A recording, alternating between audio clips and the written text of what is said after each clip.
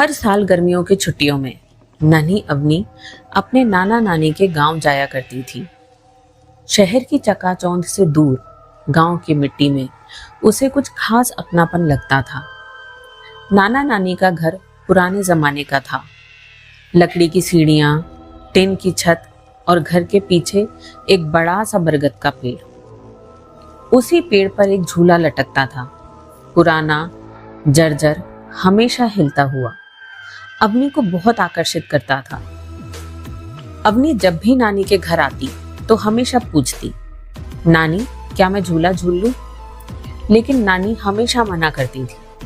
वो कहती थी, उस झूले के पास कभी मत जाना, और खासकर अंधेरा होने के बाद तो बिल्कुल नहीं। बेचारी नन्ही सी अवनी अपनी नानी की बात मानकर अपने खिलौनों से खेलने लगती। लेकिन अब तो वो बड़ी हो गई थी। इस बार उसने पक्का तय किया कि इस बार तो वो उस झूले पर जरूर झूलेगी। एक दिन जब दोपहर में उसकी नानी और मम्मी सो गई, तब वो घर के पीछे गई और झूले को देखने लगी। उसने सोचा, झूला तो बिल्कुल सही है, पता नहीं नानी क्यों नहीं झूलने देती।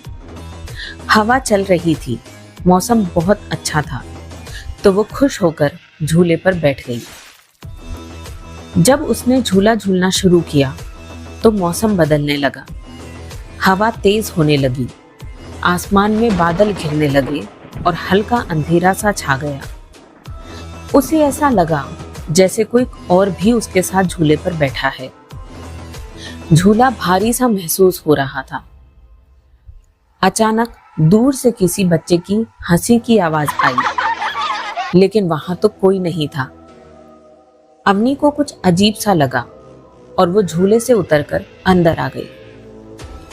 रात को अवनी को एक सपना आया, वो ही झूला, लेकिन उस पर एक लड़की बैठी थी।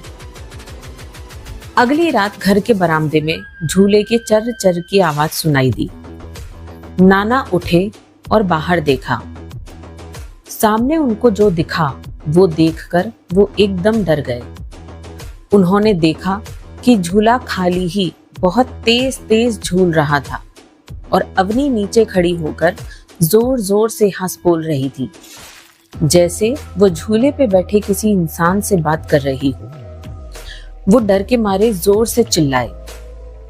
उनकी चीख सुनकर नानी और मम्मी दौड़ती हुई आई और सामने का नजारा देखकर वो भी बुरी तरह डर गई। गांव के तांत्रिक को बुलाया गया। उसने बताया, ये छाया झूला है, जो भी इस पर बैठता है उस पर वो आत्मा चिपक जाती है और फिर वो झूला हर जगह उसका पीछा करता है, घर तक, सपनों तक और फिर आत्मा तक। तांत्रिक ने पूजा की और उस पूजा की अग्नि से उस झूले को जला दिया।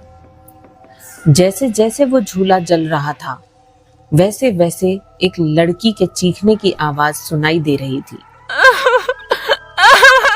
अगली सुबह सबने देखा तो वो झूला फिर से झूल रहा था, वहीं की वहीं। आखिरकार नाना नानी ने भी वो गांव छोड़ दिया। दोस्तों, अगली बार झूला झूलते वक्त ध्यान देना, कहीं उस झूले पर कोई और तो नहीं बैठा। अगर आपको ये कहानी पसंद आई हो तो इसे लाइक करें और ऐसी ही और कहानियां सुनने के लिए हमारे चैनल को सब्सक्राइब करें और नए वीडियो का नोटिफिकेशन पाने के लिए बेल आइकन को दबाना ना भूलें।